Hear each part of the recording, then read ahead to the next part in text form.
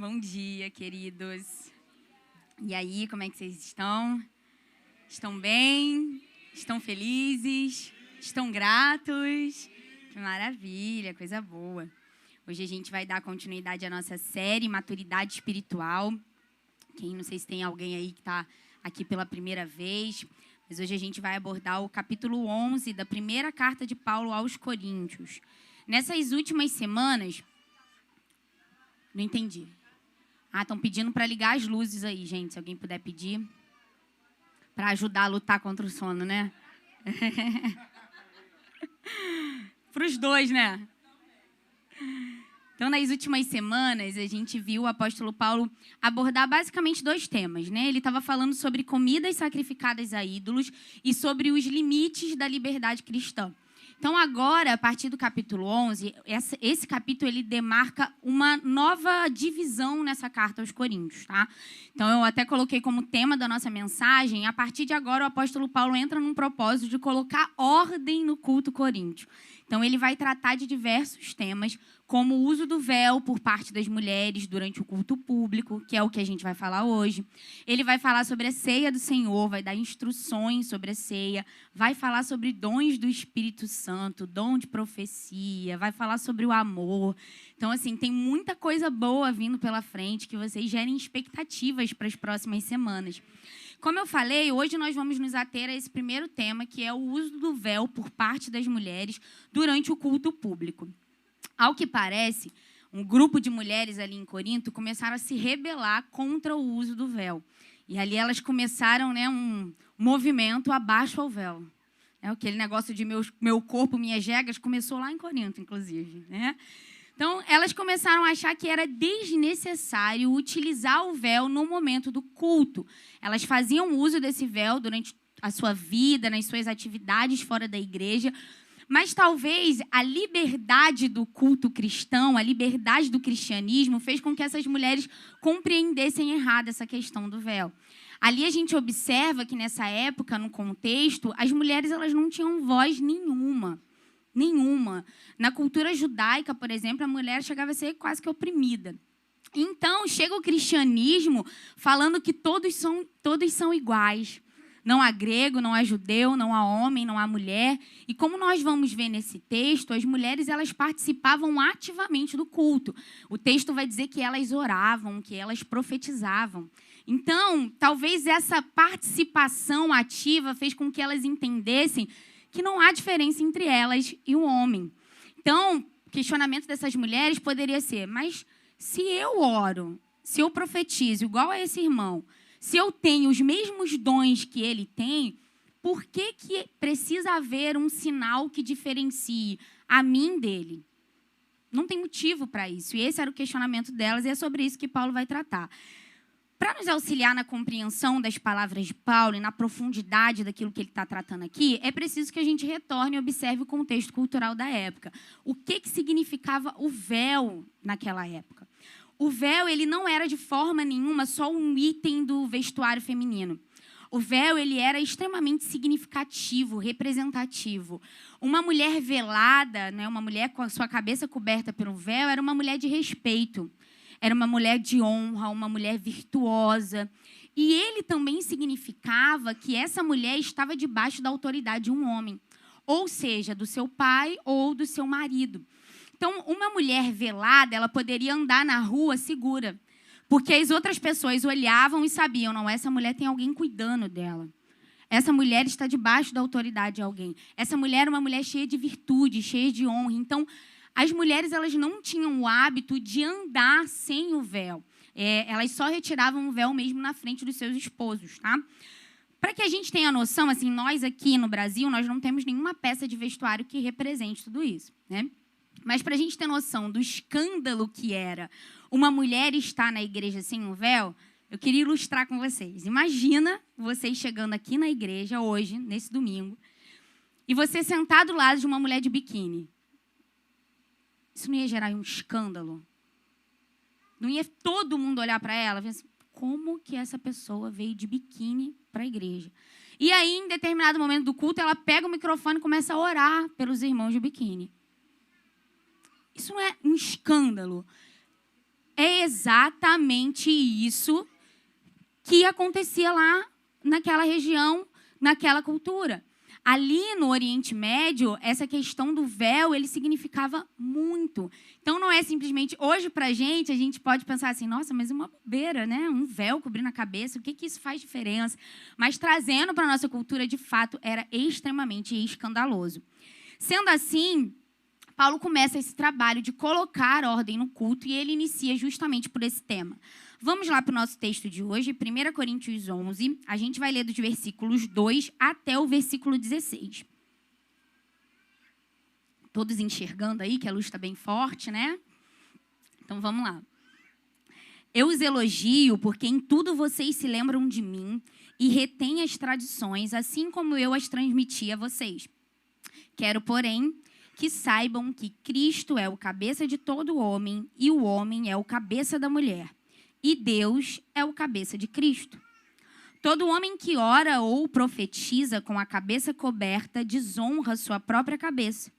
Toda mulher, porém, que ora ou profetiza com a cabeça descoberta, desonra sua própria cabeça, porque é como se a tivesse rapada. Portanto, se a mulher não cobre a cabeça, nesse caso, que rape o cabelo. Mas se é vergonhoso para a mulher tosquiar-se ou rapar o cabelo, que ela cubra a cabeça. Porque o homem não deve cobrir a cabeça, por ser ele a imagem e glória de Deus, mas a mulher é a glória do homem. Porque o homem não foi feito da mulher, mas a mulher foi feita do homem. Porque também o homem não foi criado por causa da mulher, e sim a mulher por causa do homem. Portanto, por causa dos anjos, a mulher deve trazer um sinal de autoridade na cabeça. No Senhor, todavia, nem a mulher é independente do homem, nem o homem é independente da mulher. Porque, assim como a mulher foi feita do homem, assim também o homem nasce da mulher. E tudo vem de Deus. Julguem entre vocês mesmos. É próprio que a mulher ore a Deus com a cabeça descoberta? Ou a própria natureza não lhes ensina que é desonroso para o homem usar cabelo comprido? E que, tratando-se da mulher, é para ela uma glória? Pois o cabelo lhe foi dado em lugar de véu.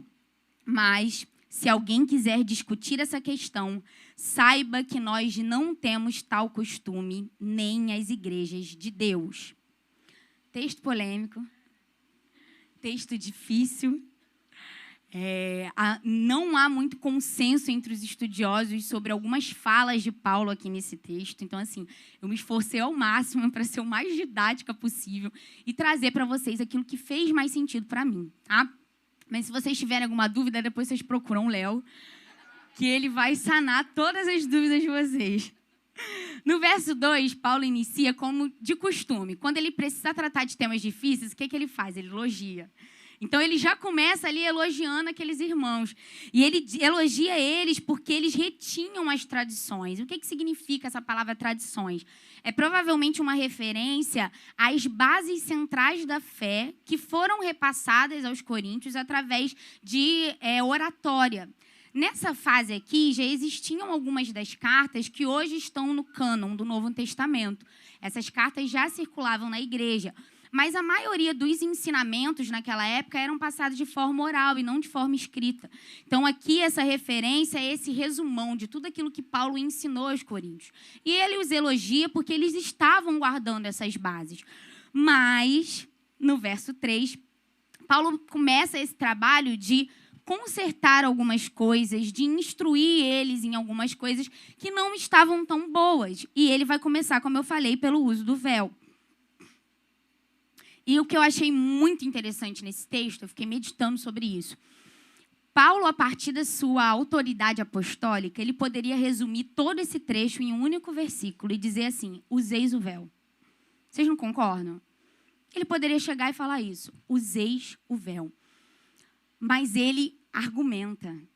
Paulo ensina, ele gasta tempo. E eu fiquei pensando o quanto que os líderes desse tempo precisam aprender sobre isso.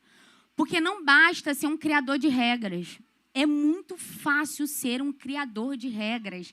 E você simplesmente determinar, pode ou não pode, isso não pode, isso pode, isso não pode. Mas você não cria nas pessoas esse desenvolvimento mental. Você não faz as pessoas pensarem, elas simplesmente cumprem regras que elas não sabem nem o motivo daquilo que elas estão fazendo. É óbvio que dá muito mais trabalho você ensinar, você argumentar, mas esse é o caminho certo. E aqui Paulo deixa claro isso, porque ele vai usar vários versículos para demonstrar algo que seria muito simples. Ele poderia simplesmente liberar esse mandamento e dizer, a partir de agora, todas vocês têm que usar o véu, e ponto final. E ele não faz isso. Paulo utiliza 5 argumentos nesse texto, para mostrar para essas mulheres o quanto era importante elas utilizarem o véu. Dos versos 3 até o verso 6, ele usa o argumento da ordem divina. Dos versos 7 ao 9, ele vai falar sobre a criação. No verso 10, ele vai usar o argumento dos anjos. Nos versos 13 a 15, o argumento da natureza.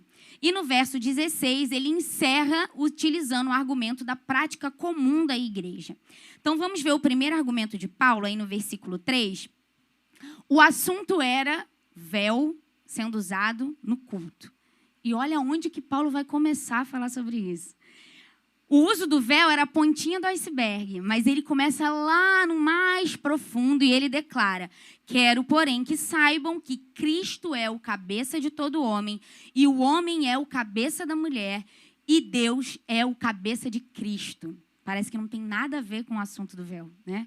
Mas Paulo inicia falando sobre a ordem administrativa de Deus. É necessário que todas as coisas tenham uma ordem administrativa. Se você parar para pensar na empresa que você trabalha, imaginem a empresa que você trabalha se não fosse o seu chefe, o seu gerente, os seus líderes. Não seria uma verdadeira bagunça? Quando a gente fala de humanidade, de família, de igreja, também é necessário que haja uma ordem administrativa para que as nossas relações funcionem bem. E sendo Deus o criador de todas as coisas e o nosso criador, ele sabe como é que um manual vai funcionar, né? Ele é o fabricante. Então, ele vai nos mostrar como que cada um no seu lugar, cada um funcionando no seu papel, vai ser a melhor maneira dos nossos relacionamentos serem relacionamentos saudáveis. Então, ele diz, o homem é o cabeça da mulher. Isso faz parte da ordem administrativa de Deus. Aí você pode parar para pensar, Natália, essa igreja moderninha, pode pregar aqui de boné, tatuagem, parede preta. E você vai me dizer, cara, a gente está no ano de 2024. As mulheres estão praticamente dominando o mundo. E você quer me ensinar que a mulher precisa ser submissa ao marido e submissa aos líderes? Sim.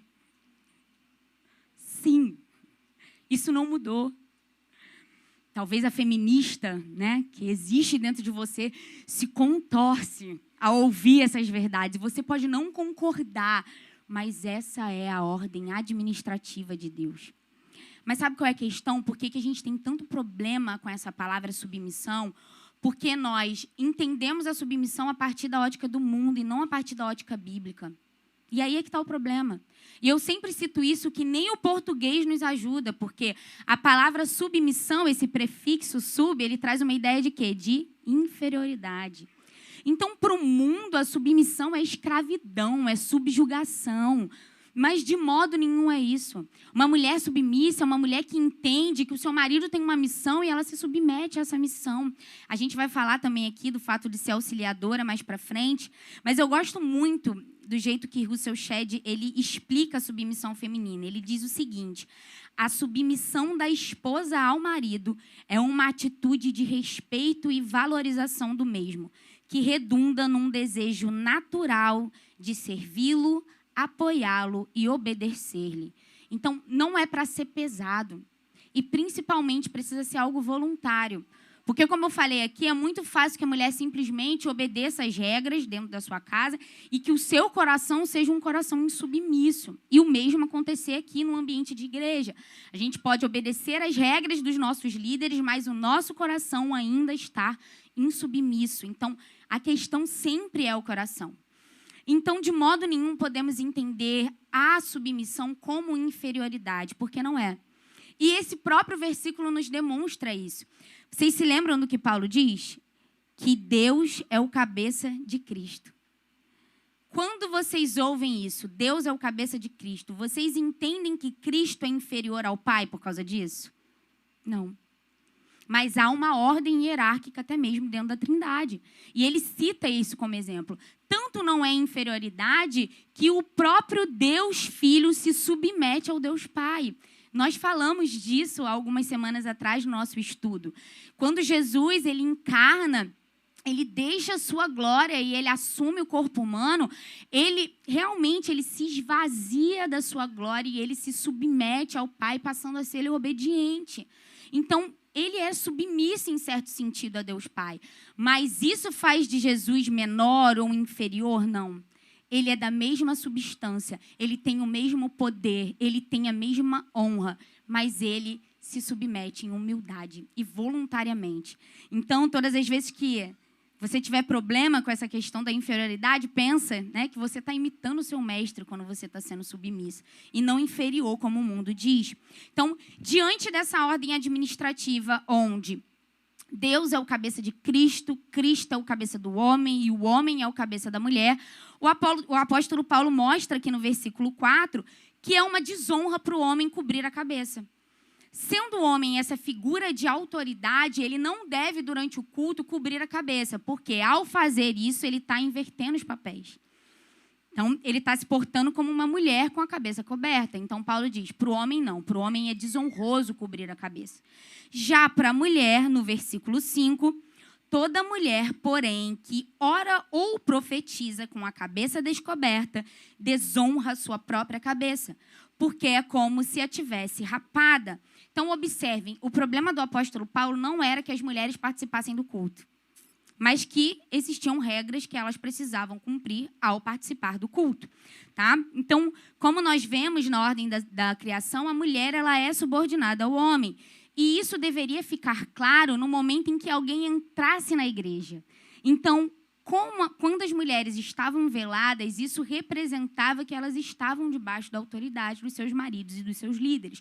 Então, de certa forma, elas estavam demonstrando de forma prática essa ordem criacional de Deus. Então, consegue observar como o véu era algo muito pequeno, muito singelo, diante de todo o significado que está por detrás disso? A questão era muito mais profunda.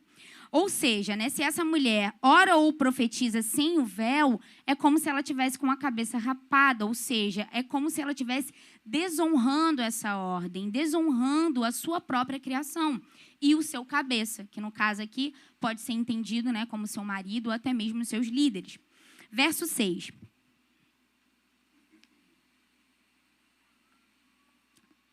Nesse versículo eu fiquei pensando, imaginei um diálogo entre Paulo e essas mulheres.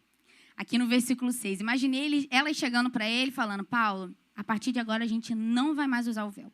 A gente decidiu, não há diferença entre nós, somos todos iguais, então nós não vamos mais usar o véu. Eu imagino ele falando, tá, vocês não vão mais usar o véu? Então tá bom.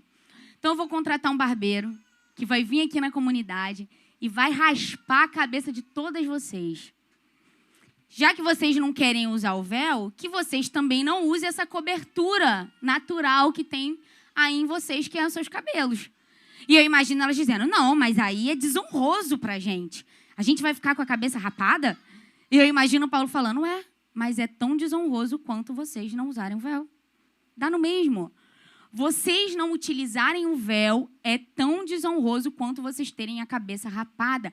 Para quem está lá fora, isso vai soar da mesma maneira.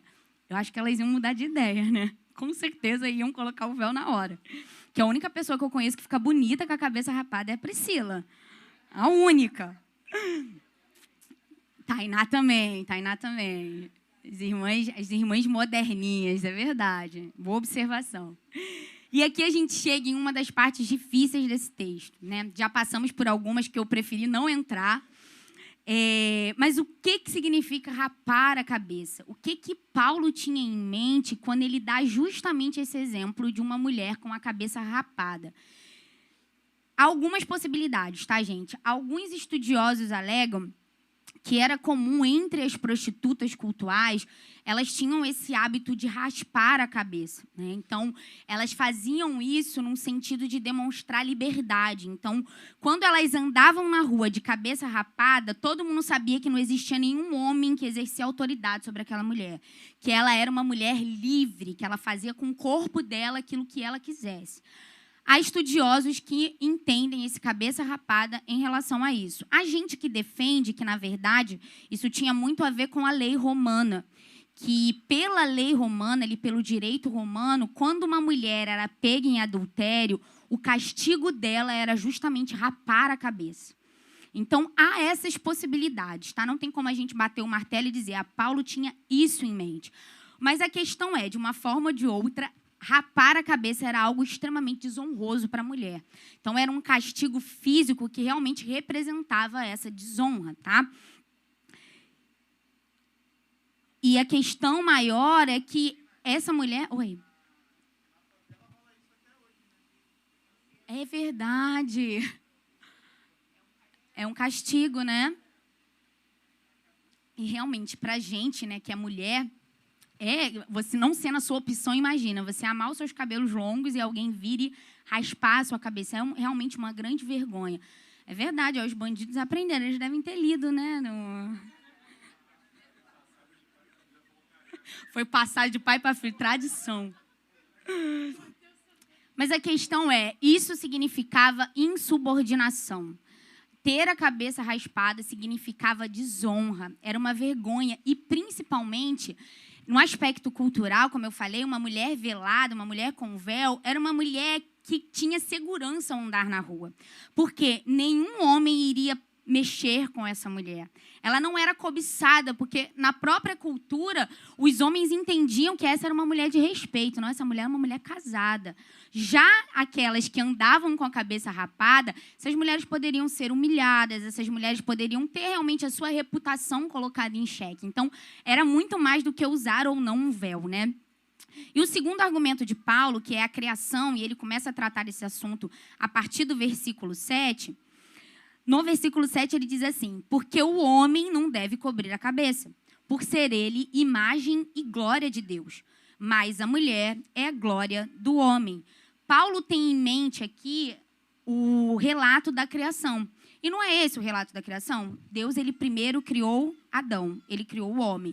E a partir de Adão, ele cria Eva. Então, a lógica é, o homem é a imagem e glória de Deus e a mulher é a glória do homem. Óbvio que Paulo não está dizendo aqui que nós, mulheres, não somos feitas à imagem de Deus. Nós também estudamos sobre isso, né? A criação em geral. Mas ele utiliza esse relato, principalmente esse relato da sequência da criação, para demonstrar esse lugar da autoridade do homem, tá? O teólogo Leon Morris, ou algo parecido com isso, que um dia eu vou aprender a falar igual o meu pastor, mas o inglês não me ajuda. Ele explica esse versículo de um jeito que eu achei bem interessante. Ele diz o seguinte, se o homem é o ponto culminante da criação, ele exibe a glória de Deus como nenhuma outra coisa o faz. Por causa desta alta dignidade, Paulo acha certo que não haja sinal de subordinação quanto ao homem quando ele presta culto. A mulher tem o lugar que lhe é próprio, mas não é o lugar do homem. Ela se mantém para com o homem em tal relação como nenhuma outra coisa, e assim ela é chamada de glória do homem. Esta expressão, ao mesmo tempo, lhe assegura um alto lugar no esquema das coisas e afiança que não se trata do lugar do homem.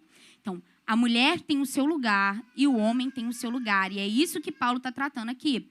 Versículo 8. Porque o homem não foi feito da mulher, mas a mulher foi feita do homem. Porque também o homem não foi criado por causa da mulher, e sim a mulher por causa do homem. Mais uma vez, ele tem em mente aqui o relato de Gênesis 2. A origem da mulher é o homem, como eu falei aqui, não foi assim? Criou Adão, tirou lá a costela de Adão, anestesiou Adão, retirou a costela, e a partir dessa costela, Deus criou Eva. Então, a origem da mulher é do homem. E ela foi criada por causa do homem. Qual é o relato? O que está descrito lá? O que o próprio Deus fala? Não é bom que um homem ande só. Vou fazer para você de presente, um presentinho de Deus, uma auxiliadora idônea.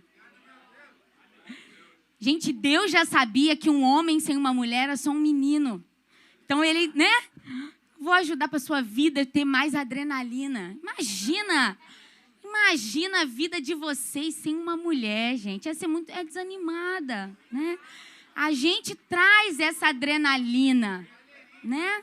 Para a vida de vocês. Então agradeço. Eu não vi meu marido agradecendo, tá lá fora. E, gente, um parêntese aqui para essa palavra ajudadora adequada, né? Ou auxiliadora idônea, como a maioria das traduções traz. É interessante porque muita gente acha que isso é um papel pequeno, né? Principalmente o mundo entende isso. E algumas pessoas que estão na igreja não conseguem entender isso muito bem. Fala que entende, mas não entende, né? E eu vi em um comentário algo que eu achei bem interessante, que essa palavra ajudadora adequada, né? Essa palavra traduzida, ela de forma nenhuma subordina a mulher, mas ela exalta essa especificidade da mulher, que é única. E essa palavra, no Antigo Testamento, ela se refere mais a Deus do que qualquer outra pessoa. Então, pensa só, no relato da criação, ele escolhe uma palavra que ele se referiu a Deus em várias passagens do Antigo Testamento como ajudador.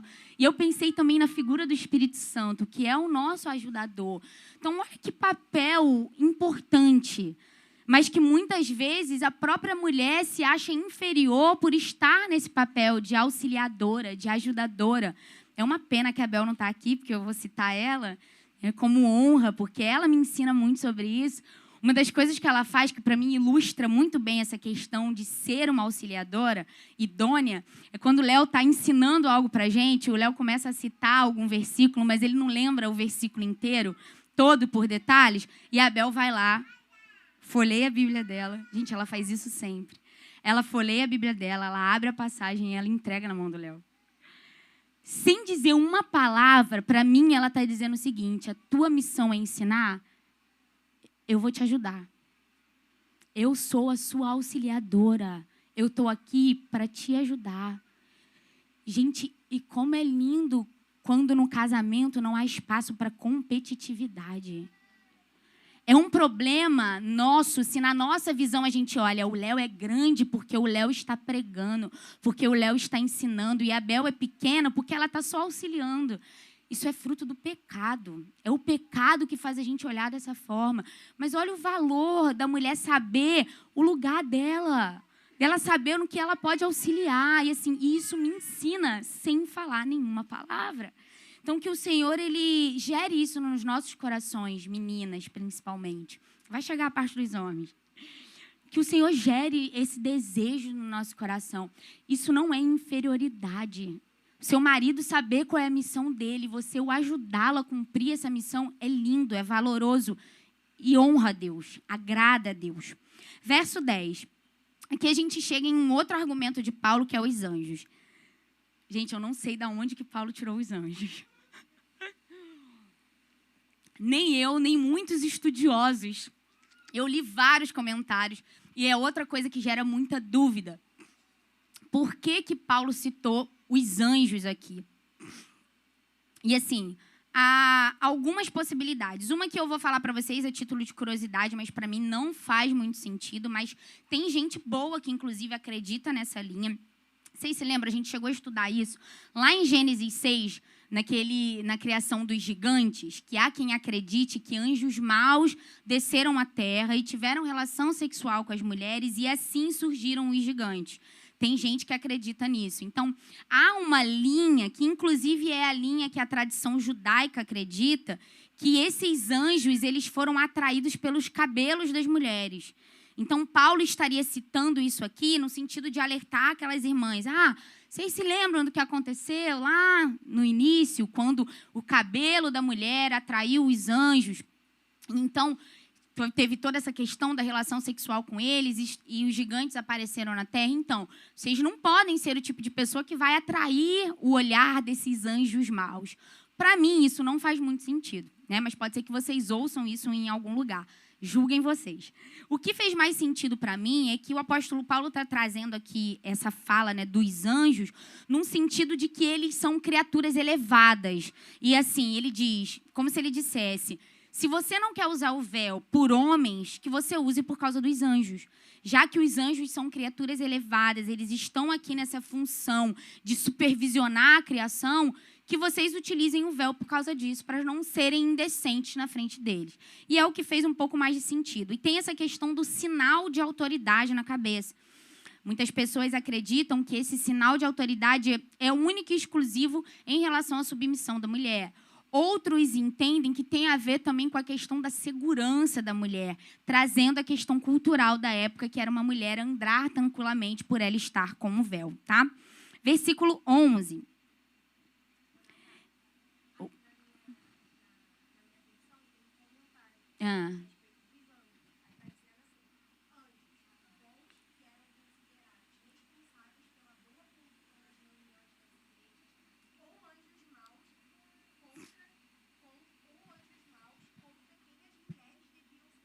Aí, viu? Então, tem essas...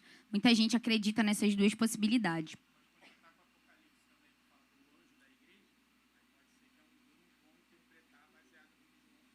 Pode ser também, né?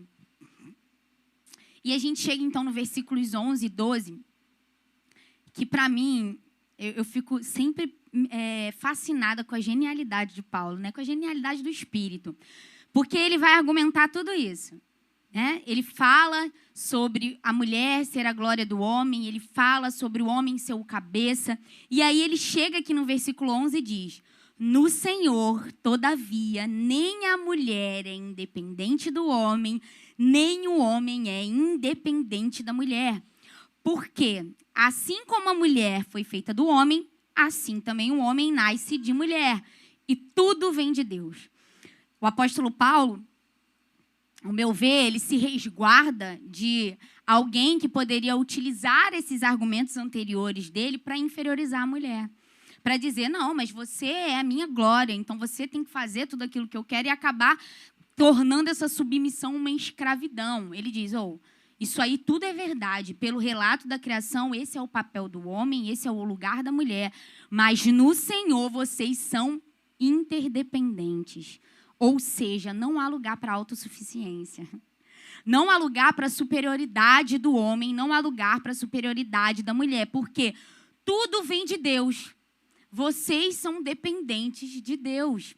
Então, não tem lugar para orgulho nessa relação. E é interessante que ele cita o exemplo do nascimento. Um homem, nesse tempo, poderia bater no peito e dizer, a mulher não serve para nada. Eu acho que a mulher não serve para nada, a mulher tem que ficar calada. E Paulo lembra, meu amigo, você nasceu de uma mulher. Ah, nasci de uma mulher, é verdade. Então, eu dependo de uma mulher para vir ao mundo? Sim, você depende de uma mulher para vir ao mundo. Então, olha que interessante isso, né? Realmente essa relação de unidade, de um entender que tem o seu papel, o outro entender que tem o seu papel, mas que esses papéis eles se ajudam. E diante disso, eu queria abrir um parênteses aqui, como nós temos muitas pessoas novas na comunidade, eu acho que isso aqui é algo importante para que todos saibam, né, em relação ao que a gente pensa sobre o papel do homem e o papel da mulher. Então, eu queria abrir esse parênteses para falar sobre duas linhas de pensamento, que são as duas linhas, né, que existem em relação a essa questão de gênero, né, que é o igualitarismo e o complementarismo.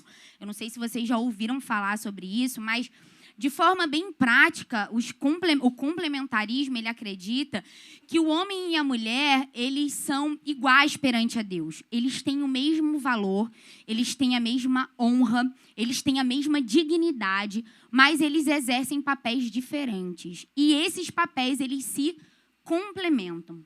Já os igualitaristas, eles acreditam que homens e mulheres são iguais em valor, em honra, em dignidade, mas que eles podem exercer os mesmos papéis.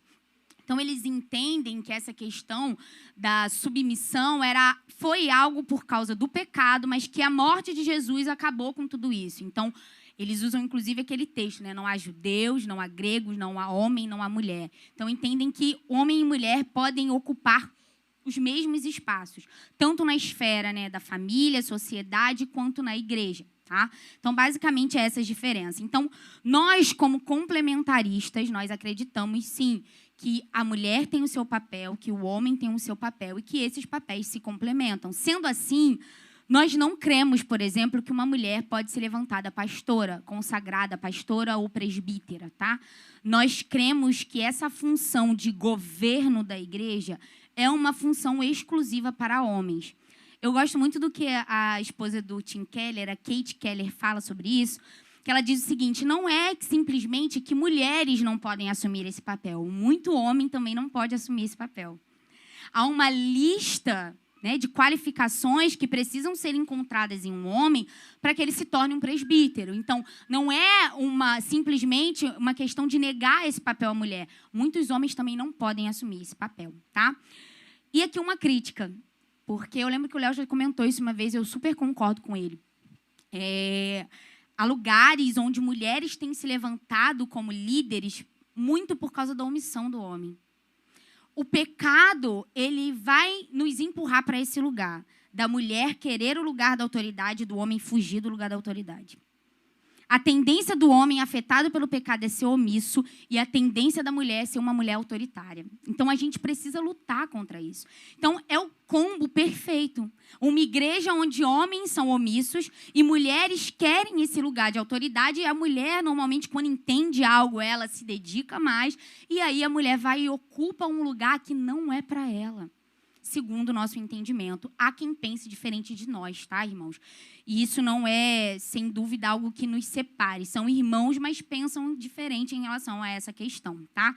Então, que fique claro, nós não acreditamos que a mulher deva exercer esse papel, mas isso não impede que a mulher auxilie no discipulado, que a mulher auxilie no ensino, tanto que eu estou aqui pregando. Só que eu prego abaixo da autoridade do meu pastor. Nós temos o costume, né? Nós preparamos os sermões e nós repassamos para o Léo avalia, até para garantir que a gente não vai falar nada errado, né? E o que ele quiser mudar, ele tem liberdade de mudar. Porque quem implementa as bases da nossa fé aqui é o Léo. O ensino, a doutrina, parte dele. Então, eu estou debaixo dessa autoridade, tá? Então, essa é a função aqui. Eu posso ajudar no ensino, mas debaixo da autoridade do meu líder. Então, que fique claro, se isso era uma dúvida para vocês, pode ser que seja para alguém, que seja esse momento de esclarecimento, tá? Quer complementar algo? Claro. Só para ficar claro que existe uma linha complementarista que é um pouco mais radical. A gente, então, acaba mudando um pouco o termo e utilizando um complementarismo moderado, né, que seria essa possibilidade que tem, por exemplo, da Natália estar pregando e as mulheres exercendo também alguns papéis de responsabilidade dentro da congregação, com a supervisão, obviamente, sempre de algum líder. Então, basicamente, essa é a diferença para um complementarismo um pouco mais radical, como nós vemos, por exemplo, em igrejas presbiterianas, que praticamente a mulher não pode ocupar o púlpito. Aqui nós não cremos dessa forma. E o outro ponto também, e até com relação à minha função hoje, só para esclarecer também, ela falou muito, o Léo. Isso é hoje, tá, gente? Mas a nossa ideia é que haja aqui um corpo de presbíteros onde essas decisões elas sejam tomadas em conjunto, né? Mas enquanto não se tem essa pessoa no lugar, eu utilizo muito o Maurício nesse lugar, né? Ele é um diácono aqui da comunidade, mas que eu acabo utilizando ele também como esse cara que eu vou conferir, que eu vou prestar contas, para que eu não tome as decisões sozinho. Essa não é a ideia. Então, quando tiver pessoas habilitadas, aptas, treinadas, elas vão fazer parte desse lugar também. Então, que os homens sintam-se encorajados, aqueles que almejarem o episcopado, porque isso não é também algo que a gente simplesmente vê na pessoa, mas a pessoa tem que querer também, porque é um papel que exige muita responsabilidade. Então, a gente não vai fazer isso por necessidade, mas sim por propósito. No momento certo, vão ter mais pessoas também ocupando esse lugar. Só para ficar claro, né, para todo mundo. Muito bom, Léo. E muitos do que pensam nessa linha, né, do complementarismo amplo, Eles acreditam que, por exemplo, a mulher, eu nessa posição, eu sou militar lá fora, né? Que eu não poderia exercer autoridade sobre homens. Então, alguns cargos, até mesmo na sociedade, que a mulher não poderia exercer, né? Mas muito boa a sua observação, Léo. Obrigada aí por complementar. Viu? Ó, homem complementando, né? Um ajudando o outro e a gente segue juntos. O quarto argumento de Paulo é a natureza, dos versículos 13 ao 15. No versículo 13, ele vai apelar para a consciência dos coríntios. É como se ele chegasse para aquelas mulheres e falava: gente, para a sociedade é difícil ver uma mulher sem o véu. Imagina se alguém chega aqui na igreja e vê uma mulher sem o véu. Então, ele questiona: julguem entre vocês mesmos. É próprio que a mulher ore a Deus com a cabeça descoberta? E isso aqui tem muita ligação com tudo que ele está falando anteriormente, né, que a gente viu nas semanas anteriores, sobre a liberdade, sobre usar bem a liberdade. Versículo 14 e 15. Ou a própria natureza não lhes ensina que é desonroso para o homem usar o cabelo comprido? E que, tratando-se de mulher, é para ela uma glória, pois o cabelo lhe foi dado em lugar de véu. Então, naturalmente, eu acho que isso hoje aqui não faz muito sentido para a nossa geração, né? Porque hoje em dia tem muita mulher que raspa a cabeça, que usa cabelo curto, homens que optam por usar cabelo longo. Mas naquela cultura isso fazia ainda mais sentido. Mas até na nossa, o natural é a mulher ter o cabelo mais longo e o homem cortar o cabelo, né? Deixar o cabelinho ali na régua. O normal, assim, né? O normal é isso. E essa questão, ela é influenciada, inclusive, pela genética mesmo, masculina e feminina. Por quê? O hormônio masculino, que é a testosterona, ele acelera a perda de cabelo nos homens. Está explicado. Já o estrogênio, que é um hormônio feminino, ele faz com que o cabelo da mulher cresça mais e por mais tempo. Então, a tendência, por causa dessa questão fisiológica, é a mulher usar o cabelo longo e o homem usar os cabelos mais curtos, tá? Mas, óbvio, gente, a gente sabe que existem homens de Deus que têm cabelo grande, né? E mulheres de Deus que têm cabelo curto, né? Então, que fique claro. Quinto argumento, e aqui eu já estou caminhando para o final. Paulo encerra no versículo 16, eu anotei aqui num estilo à la Pedro. Ele está com toda a paciência do mundo, né, ali explicando. Ele vai lá e fala da ordem administrativa de Deus. Ele fala sobre a criação. Ele vai usar o argumento dos anjos. Ele fala sobre a fisiologia, sobre a natureza. E aí, no versículo 16, ele encerra: mas se alguém quiser discutir essa questão, saiba que nós não temos tal costume, nem as igrejas de Deus. Ou seja, tem que usar o véu. Não tem desenrolo. Tem que usar o véu. E assim ele encerra. E diante de tudo isso que a gente falou hoje, vocês podem ainda estar com a dúvida. Mas, Natália, a gente precisa ou não precisa usar o véu hoje? Eu acho que o fato da gente aqui na nossa comunidade não ter esse hábito já mostra para vocês que nós não cremos que esse mandamento aqui, que essa orientação, na verdade, é uma orientação para nós hoje. Então, a mulher, ela não precisa estar nesse ambiente de culto coberta com um véu, tá? Mas eu não julgo as igrejas que pensam diferente, mas a grande questão é, a igreja que pensa diferente disso e coloca, né, essa questão do véu como uma obrigação, ela também não pode julgar as igrejas que pensam diferente dela, né? E Nicodemos explica essa questão de uma maneira que eu achei bem interessante. Ele diz o seguinte, que questões culturais, através de questões culturais, Deus revelou princípios eternos. Então, os costumes, eles vão passar, mas os princípios, eles são permanentes. O costume do véu passou, mas a doutrina dessa autoridade não passa. A ordem administrativa de Deus é a mesma. Deus é o cabeça de Cristo, Cristo é o cabeça do homem, o homem é o cabeça da mulher. Diante disso, qual é a aplicação desse texto para nós hoje, aqui, ano de 2024? Nós já vimos que não é a necessidade de usar o véu, mas o que esse texto ensina a nós, homens e mulheres? Ensina que nós devemos ter muito cuidado em ir contra a ordem divina. É desonroso para Deus. Assim como era desonroso uma mulher não utilizar o véu naquela época e um homem, ao orar, cobrir a sua cabeça, é desonroso uma mulher não ser submissa e um homem não assumir o papel de cabeça. É desonroso. Mulheres, Vocês foram chamadas para serem submissas aos seus maridos e líderes, e isso com alegria, de maneira voluntária. Recebemos o papel de ser ajudadoras, a cumprir, auxiliando os nossos maridos a cumprir essa missão. Não deixe ninguém dizer que esse papel não é um papel digno para você. E é lindo o quanto nós temos peculiaridades, nós somos únicas. Já parou para pensar que Deus quer usar a sua sensibilidade, a sua beleza, a sua ternura, as suas emoções, o seu altruísmo, a sua facilidade de cuidar e de amar, as suas virtudes, para que o nome dele seja glorificado? Você é única. Homens, vocês foram chamados para exercer um lugar de autoridade. Vocês estão prestando atenção no que eu estou falando? Meninos, vocês foram chamados para exercer um papel de autoridade. Essa é a ordem administrativa de Deus. Ir contra isso é ir contra a ordem divina. Talvez a sua mulher, ela já entendeu que ela precisa estar em um papel de submissão. Mas talvez a oração dela seja o seguinte: Senhor, o meu marido ainda não entendeu a missão. Eu não tenho ao que me submeter, porque ele ainda não assumiu esse papel de cabeça, esse papel de autoridade. E isso é muito perigoso, irmãos.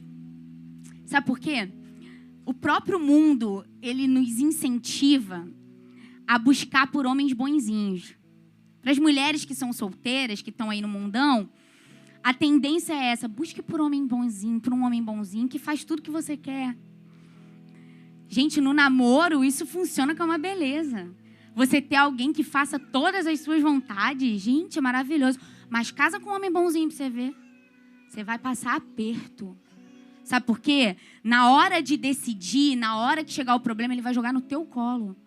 Porque ele não vai assumir responsabilidade. Ele vai sempre jogar a culpa no outro. A culpa é da mulher. A culpa é da minha criação. A culpa é porque eu perdi meu cachorro quando eu tinha 7 anos de idade. Ele vai estar sempre jogando a responsabilidade que ele deveria assumir para o outro. E eu fiquei pensando sobre isso. Uma mulher convertida, uma mulher que entendeu o evangelho, ela vai querer um homem de verdade do lado dela. Ela não vai querer um homem bonzinho. E na maioria das vezes, um homem bíblico é um homem firme. Ainda que a gente sinta raiva dele às vezes. Mas ele é um homem firme, ele é um homem que vai saber te dizer não, ele é um homem que vai colocar limites, ele é um homem que vai determinar regras e que vai te ajudar. Uma mulher de verdade, ela quer um homem que seja um protetor, onde ela possa ter segurança. Um homem que vai proteger a sua casa, que vai proteger a sua família. Uma mulher de verdade, ela quer um homem que saiba perder. Eu acho que isso é muito importante para os homens. Imagina sua esposa chegar para você e falar: amor, nós temos 3 pessoas em casa para comer, mas a gente só tem 2 ovos. O homem tem que ser a pessoa que vai dizer: então você e o nosso filho vão se alimentar e eu vou ficar sem comer. Se tem que alguém perder nessa casa, vai ser eu. A mulher tem que ter esse lugar de segurança. Se ela não tiver isso, tá errado. É uma pena, e aqui eu estou gastando mais tempo com essa questão da masculinidade bíblica, porque, infelizmente, muitos resumem a masculinidade bíblica a um item: seja o provedor financeiro do seu lar. Então, muitos homens se prendem a isso. E o cara gasta toda a energia dele para trabalhar, para ganhar muito dinheiro. E ali ele coloca o dinheiro na mesa e ele diz: agora todo o resto é com você, mulher. Toma. Por isso que mulheres estão sobrecarregadas, cansadas. Porque elas estão assumindo uma função que não é a função delas. Não que o homem não tenha que ser o provedor financeiro do seu lar, nós cremos nisso. Mas ele também precisa ser o provedor espiritual. A sua família precisa ser nutrida espiritualmente por você. Essa responsabilidade é do homem.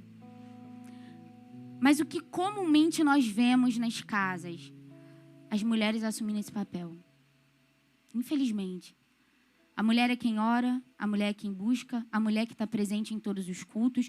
Os livros que se tem em casa, quem lê são as mulheres. Elas assumem o papel de disciplinar os filhos, de educar os filhos, de ensinar a palavra aos filhos, porque o homem está muito ocupado jogando videogame. Isso é porque ele ainda não entendeu o papel de cabeça. E diante de tudo isso, gente, eu não sei como é que a mulher acha que o mais fácil ficou pra gente. O mais difícil ficou pra eles. O mais difícil ficou pra gente, né? Na verdade, o mais difícil ficou pra eles. E o Senhor vai cobrar isso de vocês. Pensa nisso. E como o Léo bem falou aqui em relação ao presbitério, essa desordem familiar gera deficiência na igreja. Por quê? Vocês se lembram de uma das qualificações que está na lista? O homem precisa governar bem a sua casa. Se nós não tivermos homens que governam bem a sua casa, nós não teremos mais presbíteros em nossa comunidade e em outras comunidades. Então, é algo que precisa ser mudado para ontem. Para ontem. E de verdade, irmãos, eu já tive um papel inverso a esse. E eu achava que esse papel era bom. Antes da gente se converter, o Maurício era um desses que fazia tudo que eu queria. E eu lembro do primeiro não que ele me deu. E eu culpei o Léo por causa desse não. Ele totalmente influenciado. Mas como é bom eu ter um lugar seguro. Como é bom para mim, como mulher, ter uma segurança. Ter alguém, quando chega um problema, eu falo, amor, é teu. Eu não vou perder noite de sono, não. Você quem tem que resolver. Você é o homem, você é o cabeça. E essa é a melhor posição, irmãos. Vocês já pararam para pensar que Deus quer usar a sua força, a sua praticidade, a sua coragem, a sua postura sacrificial para que o nome dele seja glorificado? Não é à toa que Deus nos fez diferente, irmãos. Não é à toa. Enfim, cada um funcionando no seu papel, assumindo as suas responsabilidades, a gente demonstra para o mundo o quanto que o nosso Deus é sábio. Porque as pessoas de fora vão olhar e vão falar, essa família funciona bem. Essa igreja funciona bem, porque cada um está cumprindo o seu papel. E no final das contas, não somos nós que somos glorificados, mas o nosso Deus é glorificado.